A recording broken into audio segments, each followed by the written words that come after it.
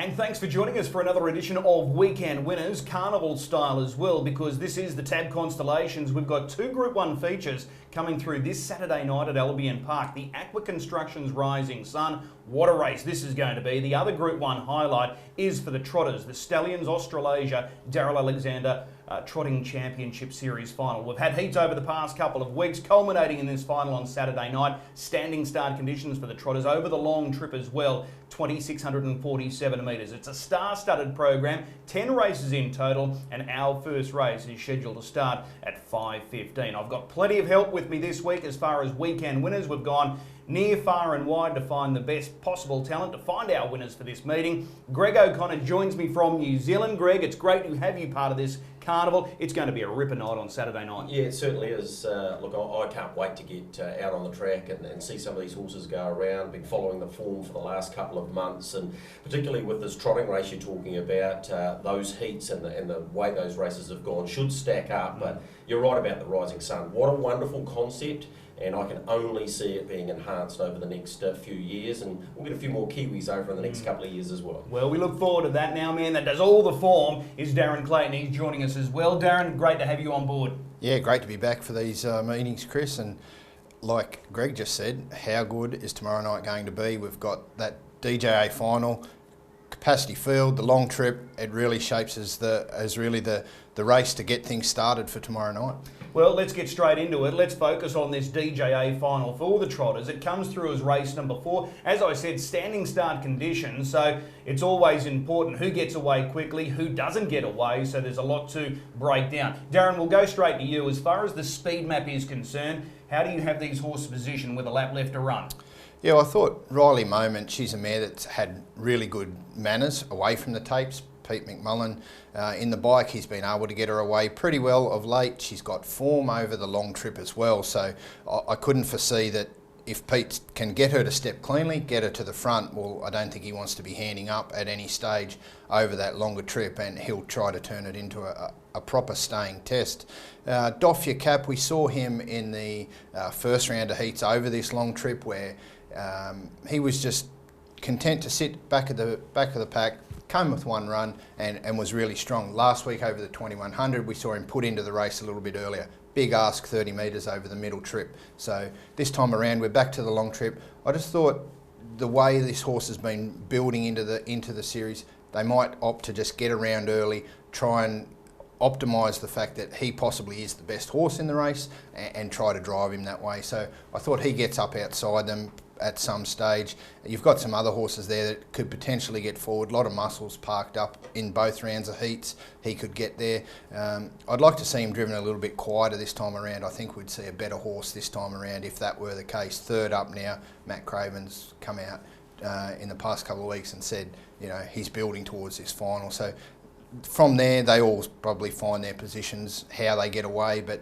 that's sort of the main players that I see there. Redcastle and the other 30-metre back marker, probably likely to go to the fence at some stage, does his best work off the pegs. Okay, Greg, you're the expert being the Kiwi on the Trotters last year. This race was won by Pink Galars, that tiny mare that's got that cult following. How do you see this race unfolding? Look, I feel like I'm at home, Chris, because 9 of the 15 are Kiwi breds, and most of them I've seen race several times in New Zealand. Global Flight's made a huge impression since coming over here, strung those 3 wins together. I'm prepared to forgive the horse last week. The track was pretty sloppy, and once it came out in the straight, just rolled into a gallop. I'm expecting a much better performance, more like those 3 previous wins. So I think Global Flight can win it for Rixon McMullen.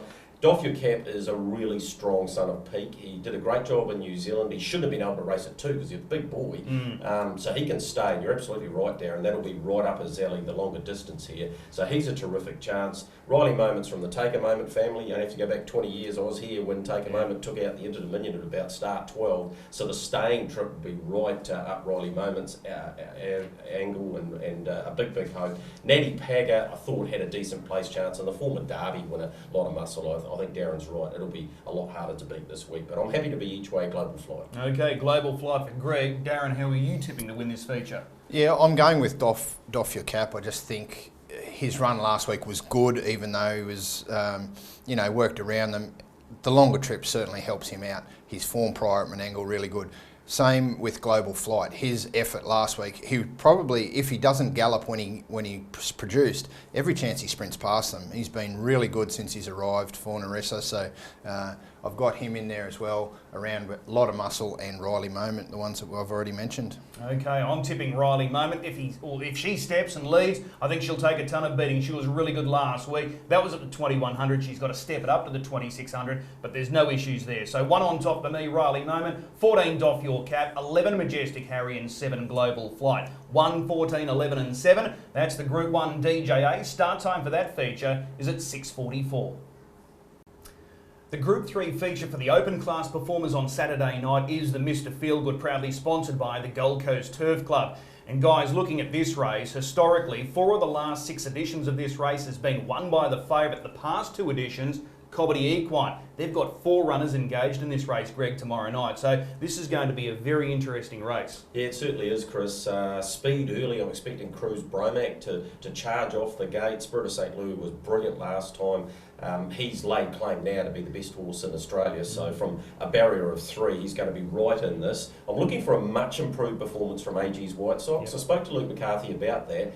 I actually had quite a part to play with the hopes getting him to come over here, because he's a brilliant mobile horse. His standing start manners aren't great, and there were so many opportunities for him here. So expect to see him stay here, go back to Sydney and perform for the McCarthy. So I do think he'll go a good race. He has enough early speed to hold his spot. I think that's important, because worst case he might be 3 back, but he could easily trail in this.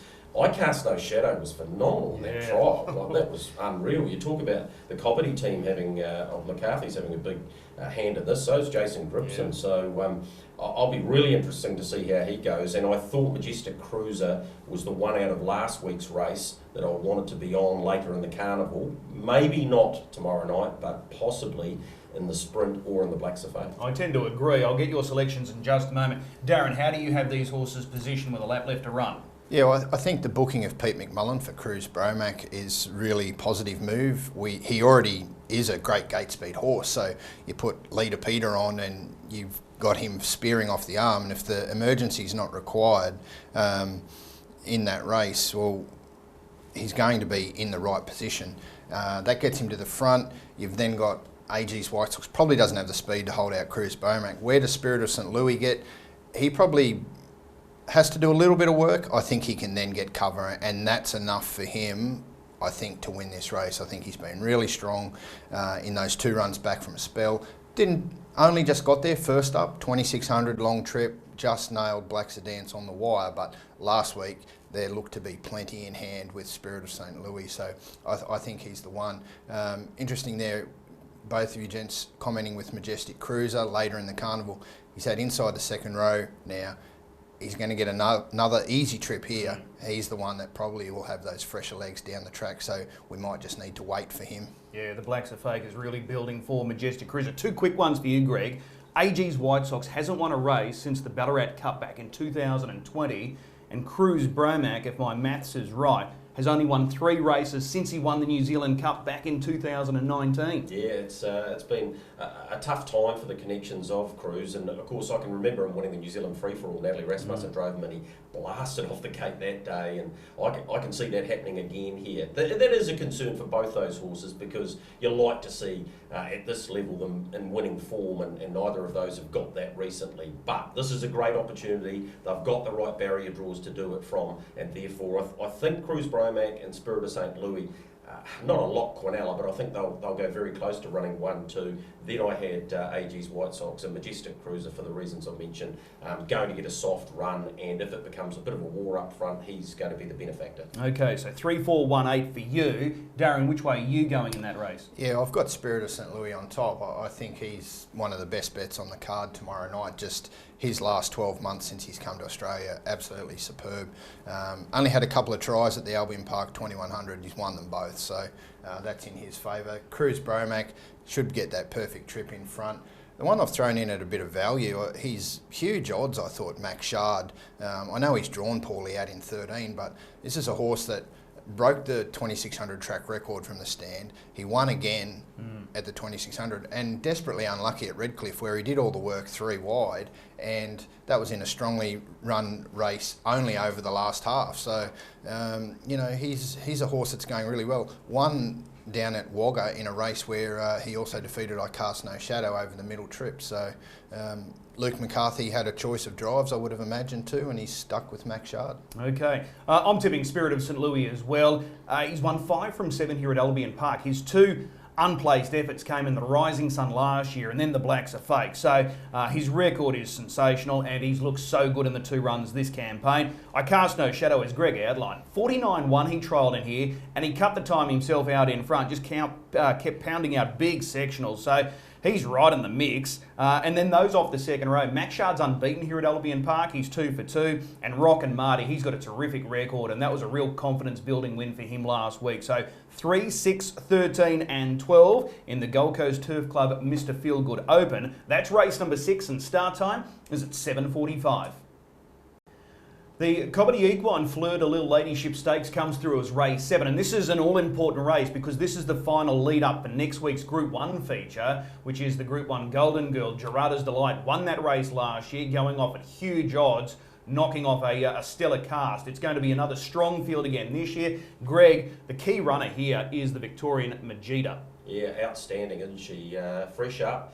We know how Emma Stewart can get her horses ready though, and it's just a multiple Group 1 performer, so I'm sure she'll be right on for this and even better next week. But she's the one to beat. I think the Honey Queen's got a good chance of beating her though. Yeah. She's an excellent performer in New Zealand and has done a great job over here. You can rule a line through that late gallop. A couple of starts back, has come out and won since then, and I know it's not going to be easy from out there, but I expect in terms of your quaddies and that, I don't think you need to go any wider than those two. Town Echo's another ex-Kiwi that does have ability. Not a lot of early speed back in New Zealand, but I don't know what you do over here. Sometimes they seem to gain some speed, but you know, she's drawn to get an excellent run too. So I was around 7, 5, 1 and 2, but in terms of how I'm going to play a quaddie, I'll just have 2 on the ticket. Okay, Darren, the speed map for this race is vital because there's a number of speedsters here drawn the front row. How do you have them positioned at the bell? Yeah, it's interesting hearing about Town Echo's gate speed back in New Zealand because down at Menangle she's been flying the arm, and her recent efforts have all been from wide gates, so she gets a tight gate here. You've got to roll your arm here, I think, and use that speed, get her out to the front. It's over the mile and see what she can do. Probably means Majida sits outside of her, I would have thought then. Depends how tough they go, whether Town Echo can sustain it with Majida outside her. That's how I was looking at the map. Moments like these probably tucks in just behind. With that in mind, I thought Town Echo, if she gets Gerarda's Delight to the lane, I thought Gerarda's Delight's a huge blowout hope here, and the way she's priced, the way this market is at the moment with Majida and the Honey Queen dominating the market, I thought there'd be some value around Gerarda's Delight. She's excellent off the speed. She's had to be driven upside down her past 2, 1 in front last week. Her best work is off a helmet, and we've seen her absolutely blast home like she did in the Golden Girl last year. I think if she gets the trip, she's the knockout hope for mine. Majida, the obvious danger, of course, and they're the top 2 for me, Gerarda's Delight and Majida. Okay, well, selection time. Now, I'm with Majida, but I don't think life is going to be easy for her tomorrow night. First look at the track, but she's got amazing credentials. But the last time the Emma Stewart stable was in town here in Brisbane, it was back in 2019. They came up a little short. So I'm sure they've got to go forward from that front row draw. They've got to be up on the speed. So that's how they like to race. I'm going to go with her 5, 2, 7 and 1. I think the Queensland Oaks winner last year. Moments like these will race well. The Honey Queen and Town Echo from that good draw can feature. Your selections, Greg? Yep, 7, 5, 1 and 2, my numbers. I know the Honey Queen's going to need some luck from out there, but if it does turn into a bit of a war and Luke can get the Honey Queen into the right spot, I reckon she's pretty potent. Okay, Darren, your selections? Yeah, so like I said, I thought Gerarda's Delight there over Majida. 1, Town Echo should get that trip in front if she can see it out, and 7, the Honey Queen. Just not sure where she actually gets to in the run. Goes forward, she might just get in for a tough trip or go back, but Luke, he's a genius around Albion Park. Yeah, that's going to be a cracking race, the Mares feature. As I said, all important. It's the final leader for next week's Group 1 Golden Girl. Start time for that Mares race tomorrow night, 8:18.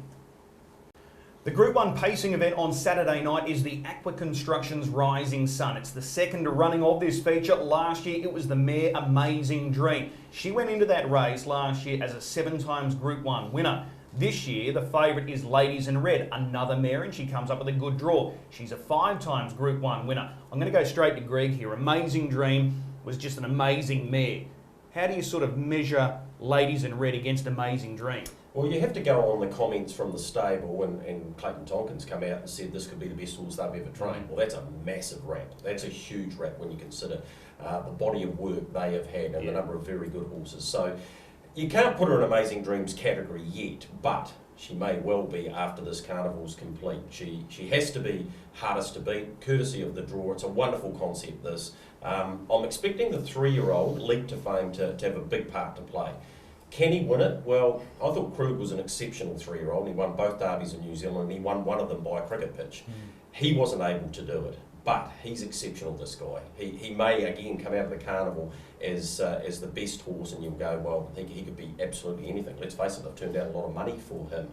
The best bet in the race for me is Better Eclipse. Outside second row, I've been taught over a long period of time by Michael Guerin in the main that horses coming off the speed in these races are not really smart bets. However, he can come from off the speed. He won the Chariots brilliantly. He's placed in a Miracle Mile.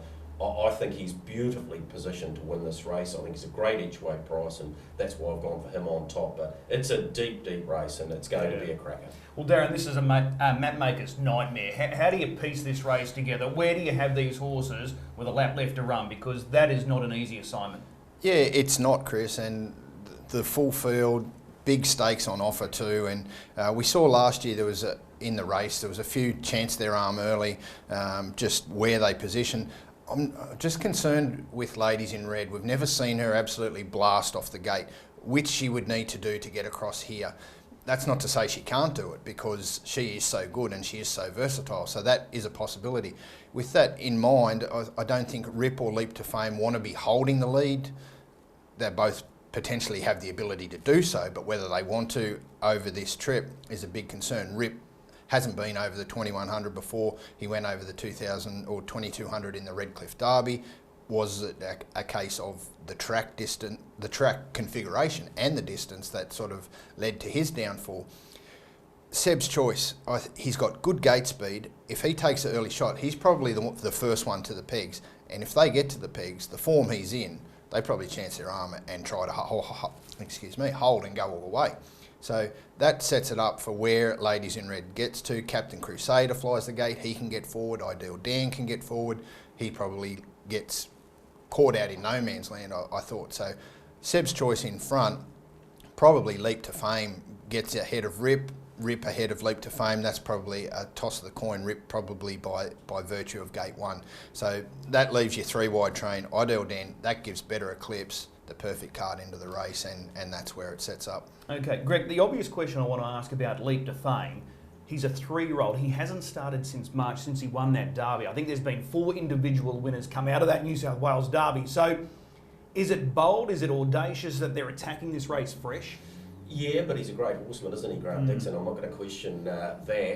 Is this his target race, because it's a $100,000 bonus as well, or is the Derby his target race? Well, you're going to say both of them are. If he's able to win this on Saturday night, he's going to go right to the top echelon of our paces in Australasia. So, yeah, it's a bold move. What have you made of his 2 trials? I thought they were both absolutely fine, but trials to race day is a big, big step. Yeah, I love the first trial against Rip in Fast Time. The second trial, when Star Galleria come off his back, just left me with a few more questions rather than answers. He didn't move though, did he? No, he didn't. He just sat there. So, you know, you can't question Grant Dixon, master horseman, and he's, you know, been targeted for this race for some time. So, yeah, it's a fascinating race. Your selection? Yep, Better Eclipse each way, all day. I think a massive chance of winning the race. Darren, your thought? Yeah, Better Eclipse for me as well. You got a horse that's won the Chariots of Fire and placed in a Miracle Mile against some of these horses. I think that's too good to look past. Yeah, it's a good form reference, that one. I'm going to go with the mare Ladies in Red, hoping that she can do what Amazing Dream did last year. So 3, 6, 13 and 4. I think Emma Stewart, Clayton Tonkin can run 1, 2 in this feature. That is a cracking race. That is the highlight of the night. Start time for the Rising Sun, 8:51. The Rising Sun Constellation is going to be a very competitive race. There was a number of these horses that could have been in that main race and been very competitive. So it's not an easy one to sort out. This would have been a difficult assignment for you, Greg. Very much so, Chris. I'm not going to have too much to say about these because you guys know them better than I. Better Isolate had a horror trip last time, 3 wide the first lap and out parked. Didn't like the way that he sort of flopped to the line, but I think he's the one to beat from here. He should find the front. I'd be interested to see what Darren says about the early speed, but I think he's the best bet in the race. Okay, Darren, how do you break this race down? Yeah, well, I think Better Isolate, we've seen how good he is off the arm when he gets forward. That last trip, yeah, a little bit of a concern, the way he folded up late, but it was a tough trip. The form's probably been franked out of that race. He's got the speed to get across. Hemsworth probably would have a really good crack at him if they wanted to. He's been super off the speed lately, Hemsworth, so Slip the Hundy's probably the one that wants to have an early look.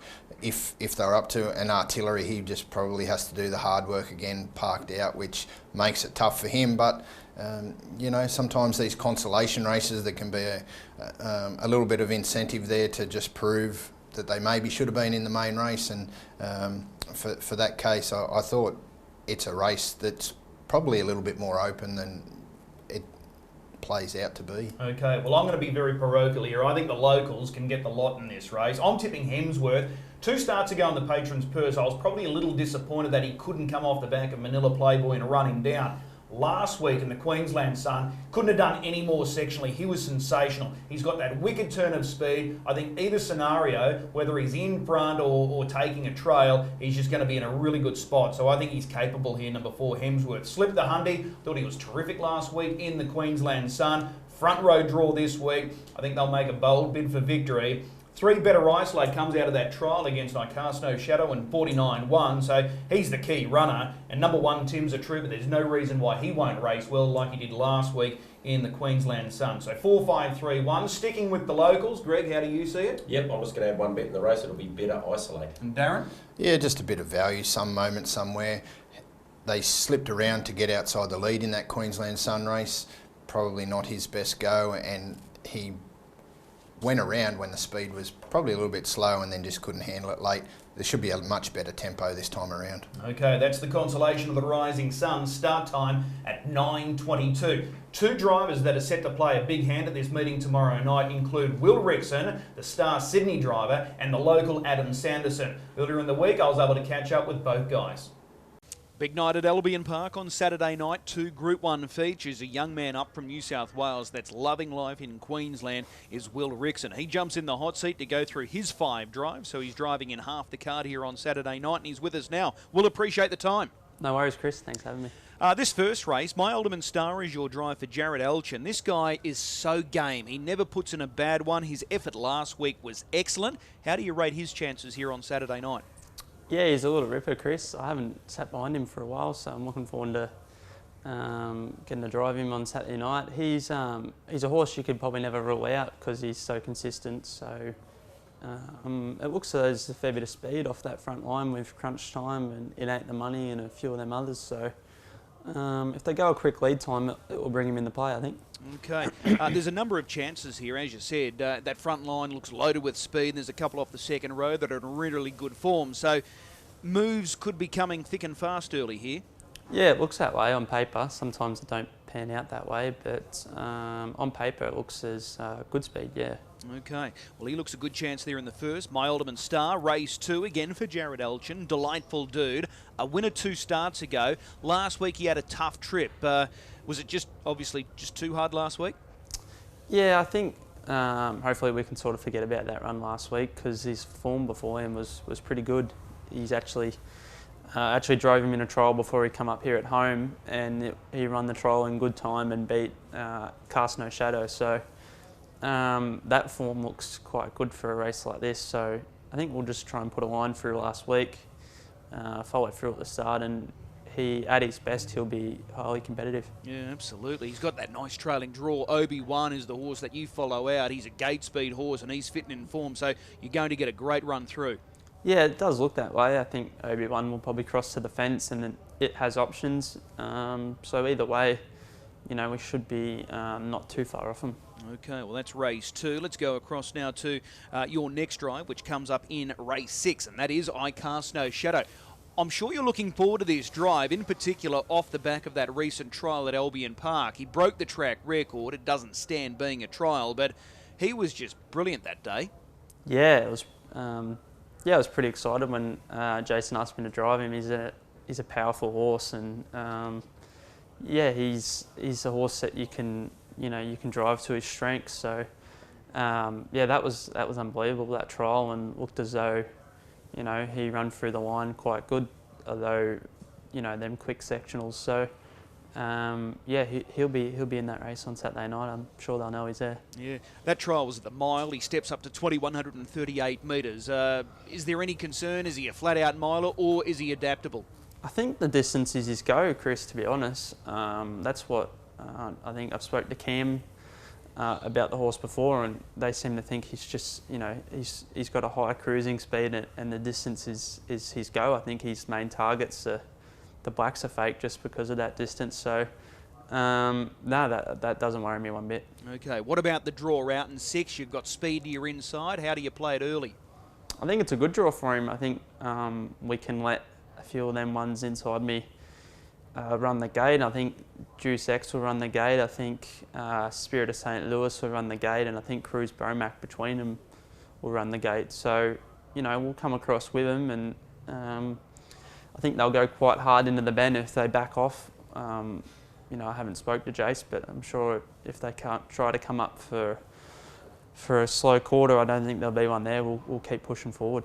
Okay, Spirit of St. Louis taking all before him. He's won his 2 starts so far. Is he beatable? Is this the race to get him in? Yeah, he's beatable for sure. It's a very strong race. We've got a lot of depth in it, and I think he'll have to earn it. I got no doubt. So yeah, no, he's beatable. Okay. Race number 8, this is the main race, the Group 1 Aqua Constructions Rising Sun. You've snared the drive on Captain Crusader. You're a Group 1 winning driver already. This would be a nice way to bring up win number 2 at Group 1 level.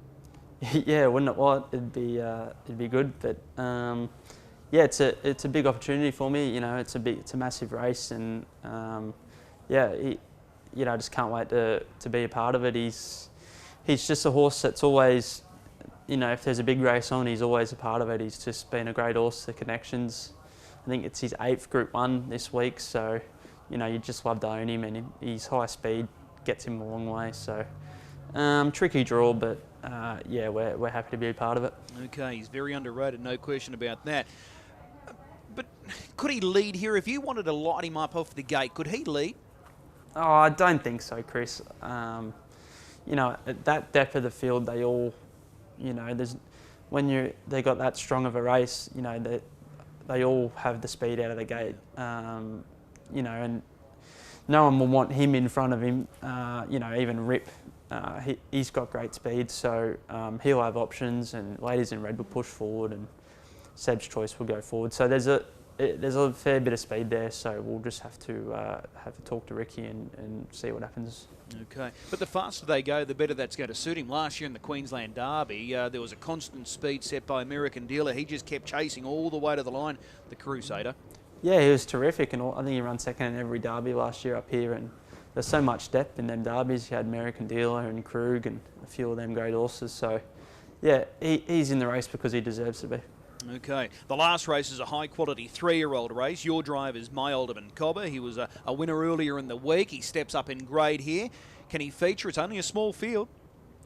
Yeah, look, I think My Alderman Ronnie and, Danger Zone have just got a bit much class for him at this stage, but he's a consistent horse, and we'll put him away on the fence, and, he won't disgrace himself, but it's hard to see him running past them top 3-year-olds.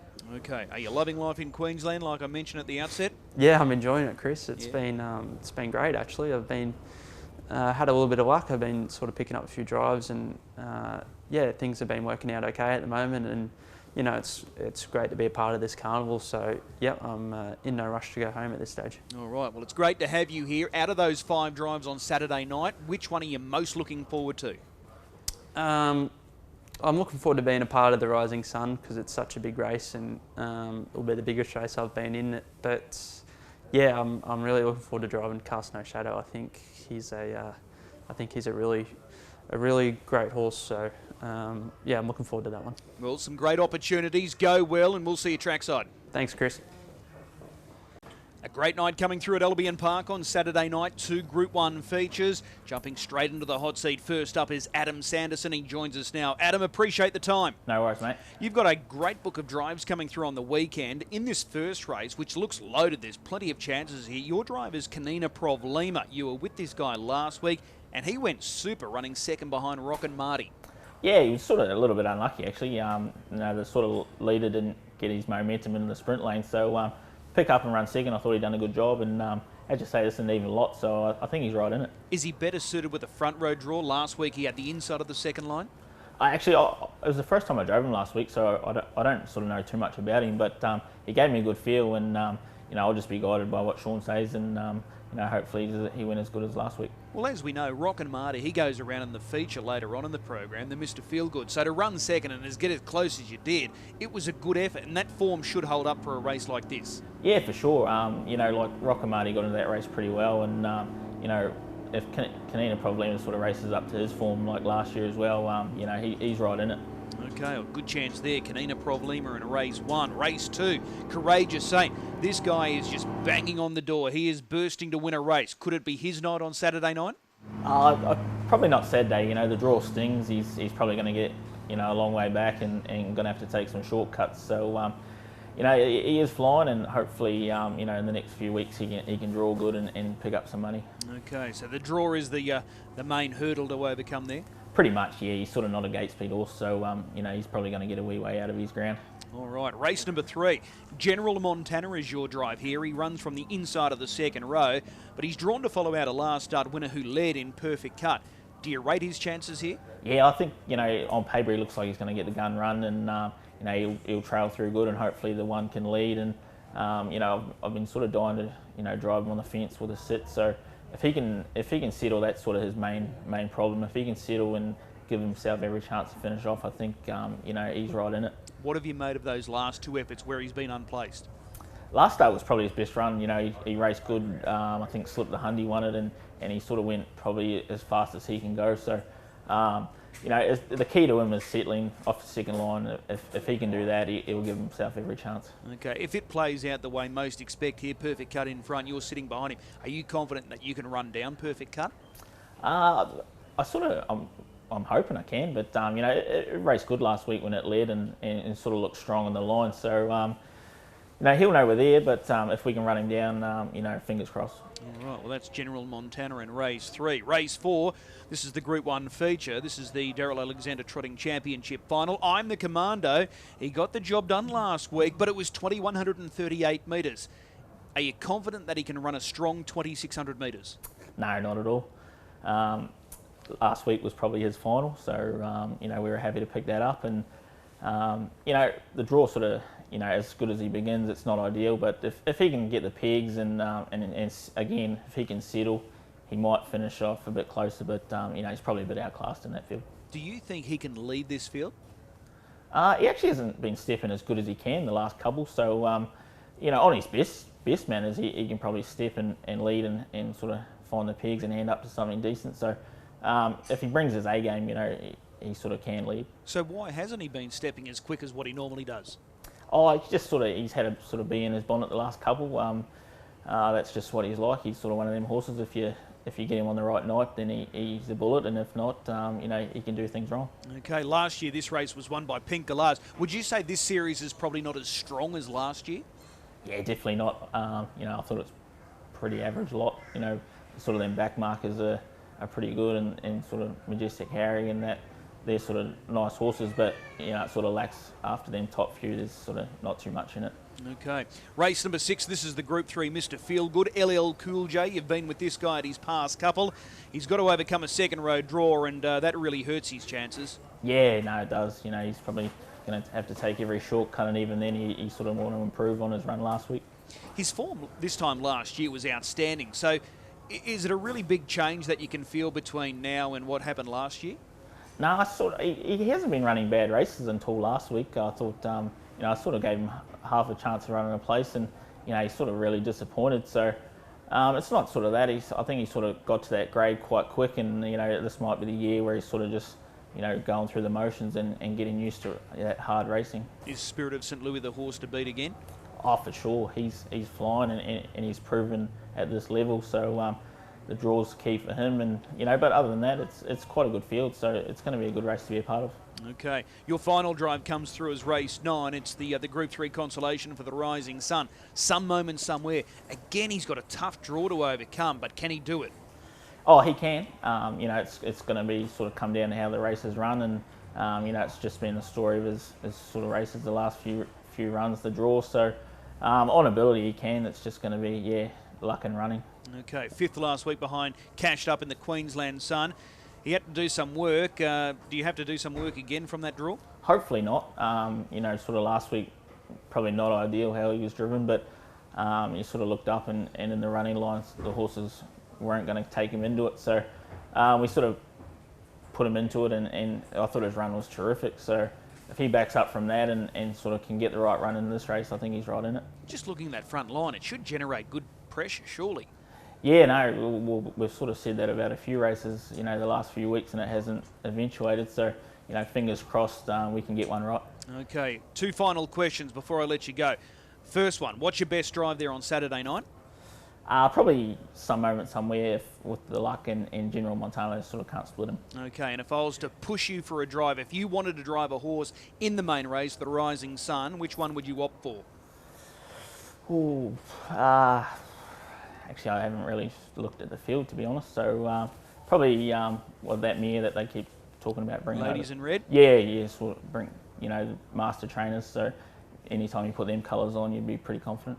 Okay, it's going to be a cracking night, no doubt about it. Really appreciate the time, and we'll see you trackside. No worries. Thanks, mate. Time now to find all the good things for this huge 10-race program on Saturday night. First and foremost, TAB have come to the party. There's a big first 4 jackpot on the Rising Sun, which is race number 8. The projected pool is $200,000 because we've got a jackpot amount of $50,000. So you're betting into a big pool with the first 4, and as we've just discussed, this is a wide open race. So there is going to be an absolute load of value there if you can nail this first 4. So just keep that in mind. $50,000 jackpot amount, projected pool $200,000. Time now to put our reputations on the line. Greg, what is your best bet tomorrow night? I'm going to go with Better Eclipse. I just think on an each way basis, and if $20 is your spend, it might be the 5 over 15 or even the 10 each way bet, because at $7 and $2.40 or $2.50, I just think Greg Sugars will have him in the right spot. If there's a hot speed up front, and why wouldn't there be in a $300,000 race, then he's the horse to beat. So I'm happy to have an each-way ticket on him and make him the best bet of the night. Okay, so that's race 8, number 13. Your quaddie is on the screen there as well. You're spending, $96 for 100% of the dividend playing might wide. have got a bit carried away there. Hey, you can halve that spend if you think Vegeta's over the line. Yep. I just reckon that's the league you can go narrow. I've spent the 96 and hopefully I'll get it right in the first week, otherwise you might not have me back. Darren, your best bet? Yeah, Spirit of St Louis for me, race 6, number 3. Like we said, he's the best horse in Australia, maybe even Australasia at present. The last 12 months has been super for him, so I can't see him getting beaten. And quaddie numbers, I think if we stand out, can't find a better man in that first leg. We're on the right way there, and you can work those numbers around that I have there and should be able to go pretty close, I thought. Okay, my best bet comes up early, so hopefully we'll get the money early and then play up our winnings later in the program. Race 2, number 11, Crime Rider for me. I'm going very skinny with the quaddie, and Greg, I've got to ask, can't find a better man who's in that opening leg of the quaddie. You know this horse well from New Zealand. He's a pretty neat horse, right? Yeah, he was in the top 5 or 6 amongst the 3-year-olds, but obviously the lure over here into a bit more money. It's been a great move to bring him over here. So he should win that race. He should go very close to it. Maybe I could have narrowed up the quaddie in the first leg too, but he's smart enough to win that for sure. One other question I wanted to ask. Akuta is regarded as the best 3-year-old in Australasia. How would he have gone if he had have come over? Yeah, well, that's a tricky one because Mark has clearly indicated that he wouldn't put him into a race against older horses.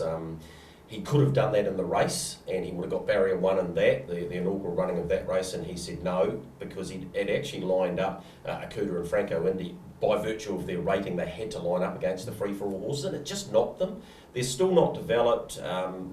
These rough and tumble, even 4-year-olds and older, are really hard horses to beat. And I reckon he would have gone well, but I can guarantee you he wouldn't have been here. Okay, maybe we're getting him next year as a 4-year-old Akuta for the Rising Sun. There's still plenty more of tips to come because Kate Butt is about to jump in the hot seat and deliver her good bets for the weekend. Welcome back, and it's time now to find out Butt's best bets. Kate Butt, who is the Communications and Membership Manager here at Albion Park, joins us. And Kate, I know you're excited. The carnival is really underway now. We've got 2 Group 1 features, so it's time to shine. Yeah, very excited. Aqua Constructions Rising Sun night is finally here. We've got a very sensational night of fields ahead of us, so I can't wait. Okay, what is your best bet on the program? My best bet, race 2, number 11, Crime Rider. So this runner sees a big drop in grade with the claim of Talia McMullen. Maddie Craven has this pacer racing good without any luck, so I look for Talia to put this horse right into the race. And I think that it might be the same as your best bet. Yeah, it is indeed. So there's some pressure on now Crime Rider, the Victorian, race 2, number 11. I've got to get a thought from you on the Rising Sun. There's so many different scenarios likely to play out here, but which way are you going? Yes, for sure. I'm actually going to go with a 3-year-old. I know there's been some conversation about whether a 3-year-old is going to be strong enough to do so, but Leap to Fame has definitely caught my eye. He's a Queenslander, gets that 3-year-old $100,000 bonus if he is victorious. So it would be a great story, and it would be great for the Queenslanders, so we'll see how we go. Okay, so that's race 8, number 2, Leap to Fame. Kate, as always, really appreciate it. We'll see you trackside. Perfect, see you then. There's Kate Butt. She'll be trackside on this huge night of racing coming through on Saturday night. Well, that is the weekend winners special edition for the TAB Constellations Rising Sun race night at Albion Park on Saturday night. 10 races, 5:15. Hopefully we've been able to steer you in the right direction. Hopefully there's a winner or two to be found. A big thanks to Greg O'Connor. Great to have you on board. Looking forward to working with you over the next couple of weeks. Yeah, I can't wait. Tomorrow night's going to be superb, and the remainder of the carnival with 9 or 10 Group 1s there, it's going to make for some exciting racing, and the quality of horse and horse people is going to make people get involved, I think. Yeah, it's great to have you on board. And Darren, your job's only going to get harder over the next couple of weeks because it's been very difficult this week trying to sort these races out, and it doesn't get any easier, but appreciate you being on board tonight. Yeah, it won't, but that's why we love it. And next 3 Saturday nights over the next fortnight, how good is it going to be? Yeah, absolutely. That is weekend winners for this week. Enjoy the big one on Saturday night, the Rising Sun for Aqua Constructions. 10 races. We start at 5:15, and if you are having a bet, please do so responsibly. We'll see you trackside.